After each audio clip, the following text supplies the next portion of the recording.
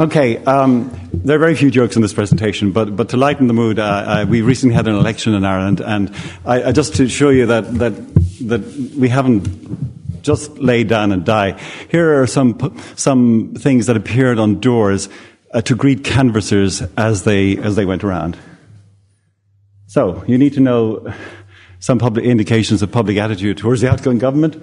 Okay, and you have to know that Fianna Fáil and was in the majority party with the coalition with Greens. Okay, right.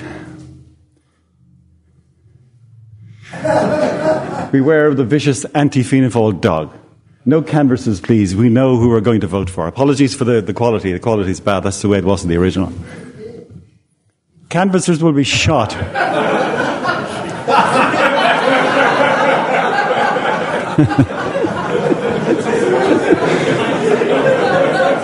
I like the last bit. Green Party canvassers will have their bicycles clamped. If you're canvassing for Fianna Fáil or the Green Party, have a slice of free cheese. It was your solution to Irish people's problems a few months ago while you wasted money on bankrupt banks. Enjoy. Ringing doorbell not recommended. This is particularly, you have to see that the poster was placed at the bottom of the door, right?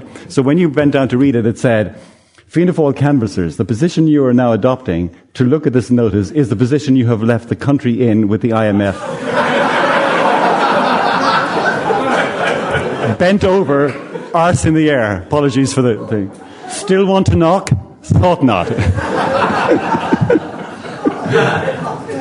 Okay, what am I supposed to do in this? And so I'm just going to show you a 50-second clip. This was a vox pop which is done up in the northwest of the country. I think this will amuse you too. So here's a 50-second clip. It's either deadly serious or satirical. Okay, you decide. Okay. Are you looking forward to the election? I am indeed. I'm an anarchist myself. An anarchist? Yes. Right. And I think Fianna Fáil have been doing a fantastic job. And I will be voting Fianna Fáil for the election.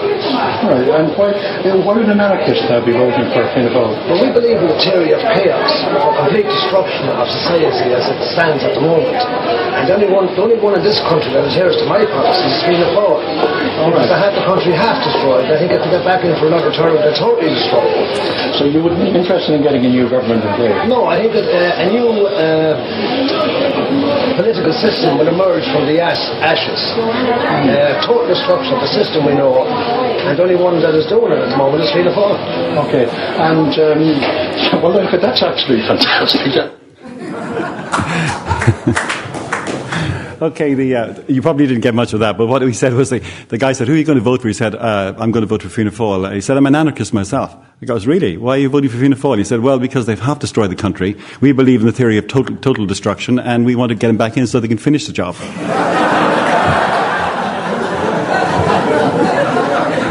All right, that's it. That's all the entertainment you're going to get. The rest is the paper. Okay, here we go.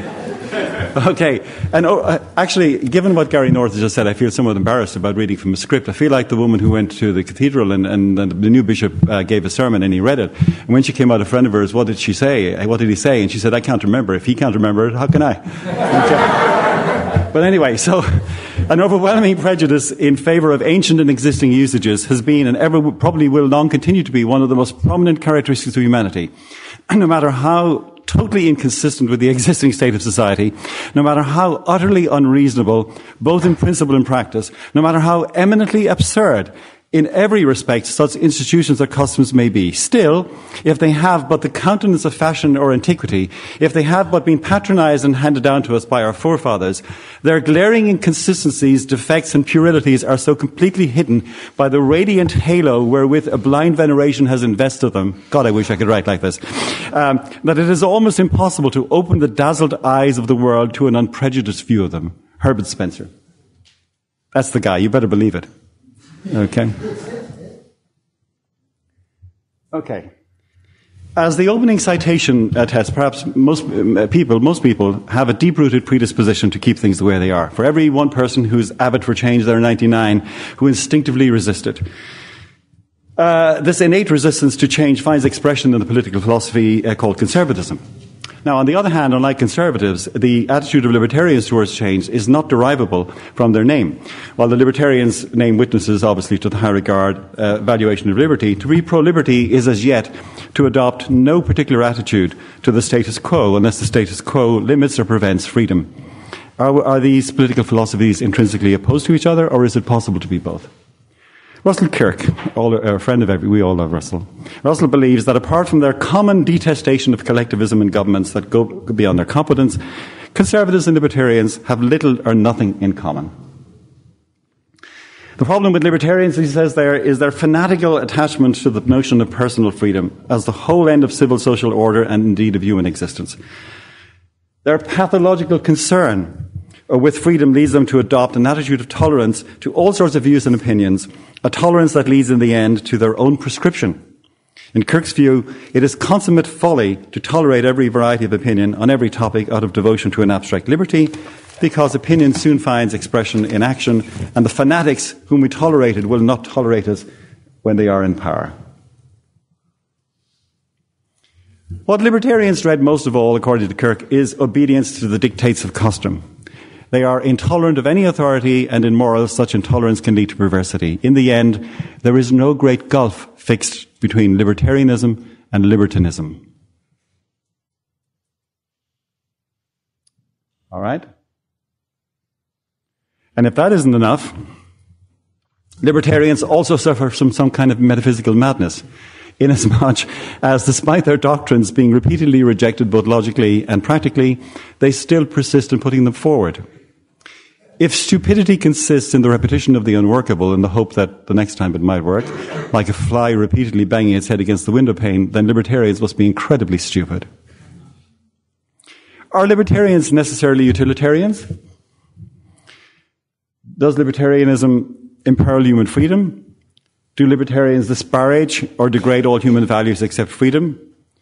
Do they reject order in government and espouse chaos? Does libertarianism evacuate the world not only of love and friendship but also of duty, discipline and sacrifice? If it does, then I suggest we're all in serious trouble.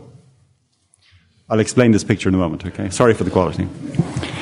An unsympathetic critic of conservatism might return Kirk's compliment and claim that conservatism has its own charges to answer. A crude account of conservatism might be that it amounts in effect to a settled policy of resistance to change of any kind. If this resistance to change is to be something more than the practical expression of reaction, it must be based on a normative claim, explicit or implicit, to the effect that the way things are is good. In fact, it must be committed to the claim not just that the way things are is good, but the way things are is the best.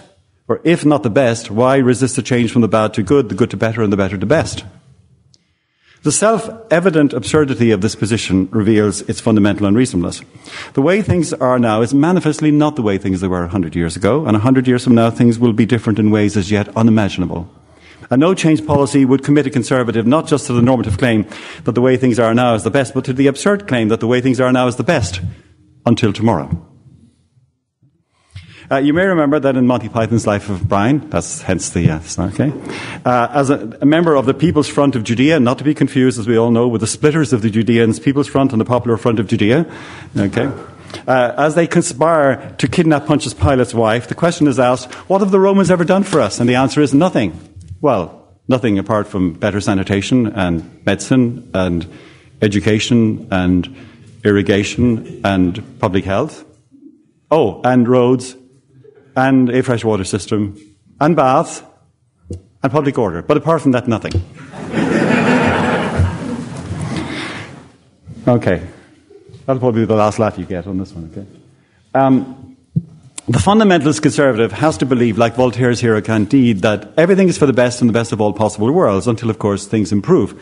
Ted Hundrish remarks that if conservatism were at bottom a defense of the familiar, we should have a mystery in our hands, the mystery of how such an egregious idiocy could have become a large political tradition. Okay.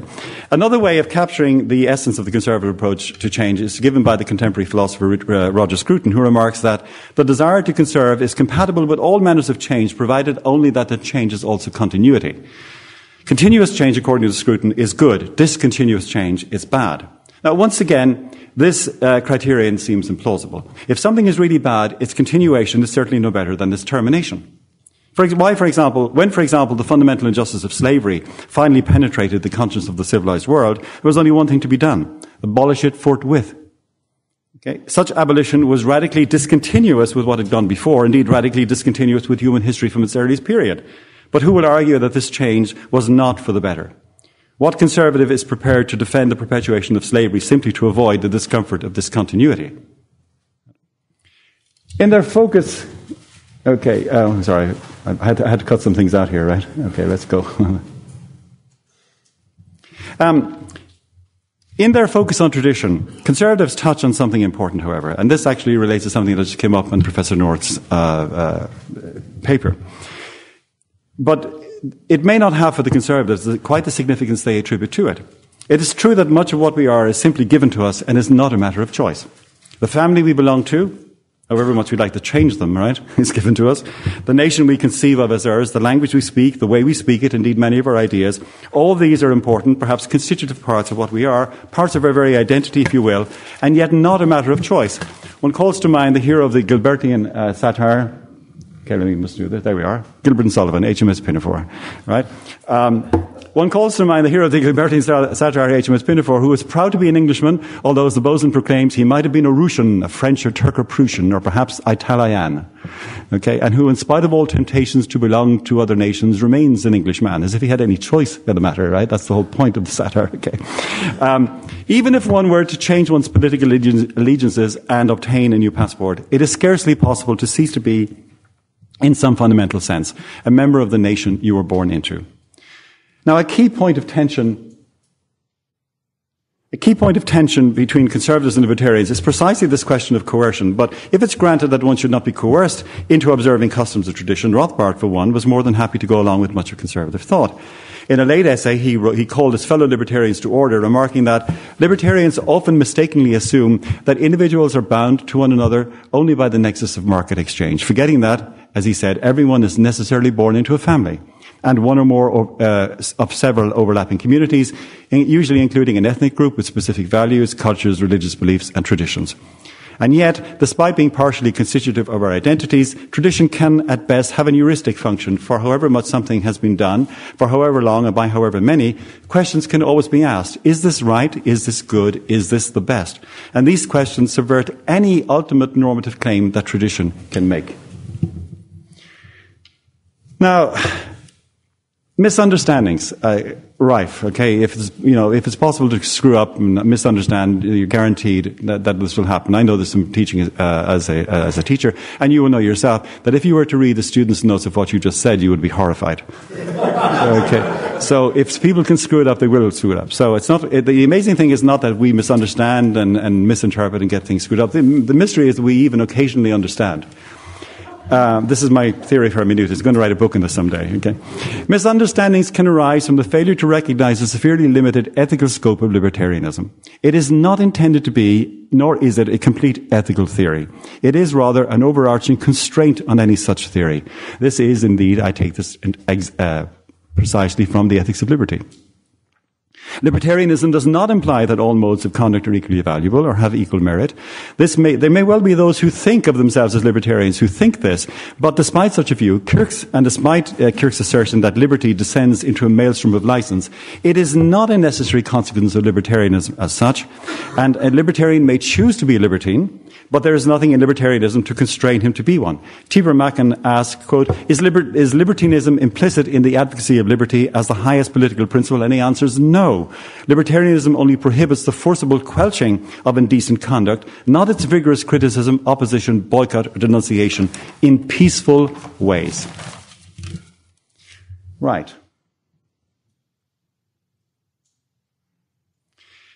Conservatives are committed to the centrality and priority of the notion of order. While, to a large extent, the principle of order is primarily manifest in little societies, burks, little platoons, and so on, such as families or local communities, it culminates for the conservative in the state, which, from the conservative point of view, is the guarantor of the conditions which allow its constituent communities to flourish. Libertarians, on the other hand, are sometimes portrayed as if they consider social disorder to be something desirable. Nothing could be further from the truth. While there may be some individual libertarians who bizarrely judge that a disordered Hobbesian state of nature is a consummation devoutly to be wished, most libertarians, just as much as conservatives, desire to live in an ordered society. The difference between conservative and libertarian is not whether order is desirable, it is what kind of order is desirable and where that order comes from. For the libertarian, genuine order arises intrinsically from the free interaction among individuals and among groups of individuals. It does not descend intrinsically from on high. It is clear then that conservatives and libertarians accord liberty different priorities. Nisbet claims that for libertarians, individual liberty in almost every conceivable domain is the highest of all social values, and is so, he says, irrespective of what forms and levels of moral, aesthetic and spiritual debasement may prove to be the unintended consequences of such freedom. Crikey. On the contrary, I should say that for libertarians, liberty is the lowest of social values, lowest in the sense of being most fundamental, a sine qua non of the human actions being susceptible of moral evaluation in any way at all. Human freedom can be used for all sorts of actions, directed to all sorts of purposes, which are then susceptible to moral evaluation. Libertarians value freedom as a hard core without which morally significant human action is simply not possible. But while libertarianism as such has nothing to say beyond asserting and defending individual liberty, this is not at all the same as thinking that libertarians in living out our lives are concerned with nothing other than liberty. This would be as absurd as to think that somebody who insisted on the absolute necessity of water, for survival, should be taken to assert that water was the only thing needed for a rich and interesting diet. Why would you think that? As if to contradict Nisbet, Murray Rothbard, whose credentials, I may say, sorry, gone past that. That's what I just said. Moving on. Rothbard says, look, only an imbecile could ever hold that freedom. You have to hand it to Murray, he doesn't put a tooth in it, Only an imbecile could hold that freedom is the highest or indeed the only principle or end of life. He agreed with Lord Acton, on the contrary, that freedom is the highest political end, not the highest end of man per se. Good enough for Murray, it's good enough for me. I've been arguing so far that conservatism and libertarianism are not necessarily identical with each other. Indeed, many people on the left of the political spectrum believe that conservatism and libertarianism are in effect one and the same.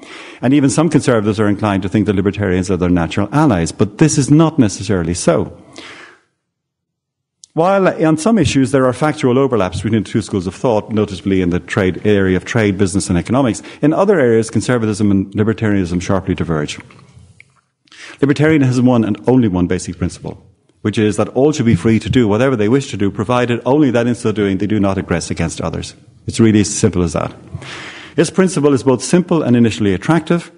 What is not quite so simple or attractive, at least to the conservative, are its consequences. When conservatives realize what those consequences are, they tend to have second thoughts about the principle and about their, if you like, association with libertarians. H.L. Mencken, for one of my heroes, by the way, one of the greatest writers that the USA has ever produced, thought that liberty was too strong a drink for many people, and what they really wanted was security. And you know something? I'm inclined to agree with him. The fact that Ireland is not now in conflagration, and people are not rioting in the street and storming the Parliament building, I think is evidence of that. How much more do we need to start the revolution? Beats me. What tends to divide libertarians from conservatives is the conservatives' failure to realize, or their unwillingness to concede, that toleration is not equivalent to endorsement. It should be obvious, but apparently it is not, that to tolerate something is not the same as to approve of it. In fact, if toleration required approval, toleration would not be a virtue. What value is there in being prepared to tolerate only those things of which you approve? Anyone can do that. It's not a problem. Hey, I agree with that. I tolerate that. Yeah.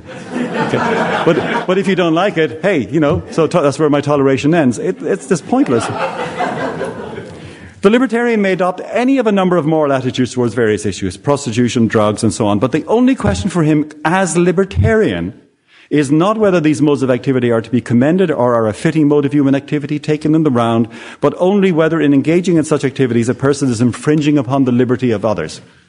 I've lost myself. Sorry. Well, you got all that anyway. Of course, in a society constructed on libertarian principles, one has the right to license or to refuse to license whatever behavior one chooses on one's own property, and others may do likewise. It would follow, therefore, that in a society one would be within one's rights, however inexpedient it might be to do so, to prohibit types of behavior of which one morally disapproved to licensees on one's property on pain of the withdrawal of that license. It's my house, my rules. My street, my rules. My city, my rules, if indeed you are the owner. My community, my rules, if you are the owner or the director of a community, for example, you can do that. Such a right subsists whether a property is owned by one person or by a whole community. In such a way, then, could conservative principles obtain traction in a libertarian society. So, are conservatism and libertarianism intrinsically opposed to each other, or is it possible to be both? The answer to this question, like the answer to many others, is it depends.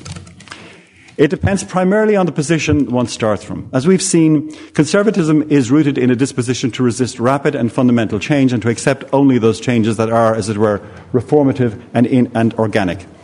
The conservative values order and virtue above all else, while liberty is only one value among others and in no way preeminent. The libertarian, in contrast, takes liberty to be the fundamental and necessary precondition of a life that is truly human. It is not, repeat, not the only value. The libertarian recognizes love, friendship, altruism, courage, charity. But none of these values can come to be unless we are free. It is true that some sort of behavioral simulacra of these values can be produced by coercion, by regulation, and by force, but those are ghoulish, animated corpses from which the real life has departed. If one starts from a conservative position,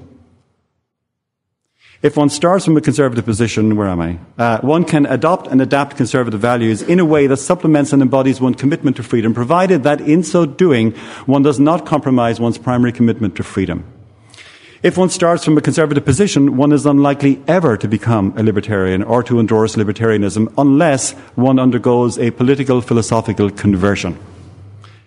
However, if one starts from a libertarian position, one can, without being necessarily obliged to do so, accept the heuristic value of tradition and the antecedent yet rebuttable normativity of custom and habit. I've tried to show that libertarianism is not necessarily reducible to libertinism. Where am I? I stripped myself. Sorry about that. Oh, right. But one more or less certain way to prevent the collapse of libertarianism to libertinism is for it to adopt the cultural core values of conservatism, and this libertarians are free to do. Conservatism, on the other hand, is always at the mercy of the question, whose tradition, which customs, what habits? If it develops a principled and rational response to these questions, then it has ceased to be radically conservative and has begun to move in a direction that I believe would lead it to espouse the fundamental positions of liberty as a sine qua non. The sine qua non of all the virtues, and thus to transmute into a form of libertarianism. The full version of the paper, there's 18 copies of it over there. If you don't get one of them, you can email me, and it's coming out in a book strangely enough, entitled Conservatism and Libertarianism at some time in the future. Thank you very much.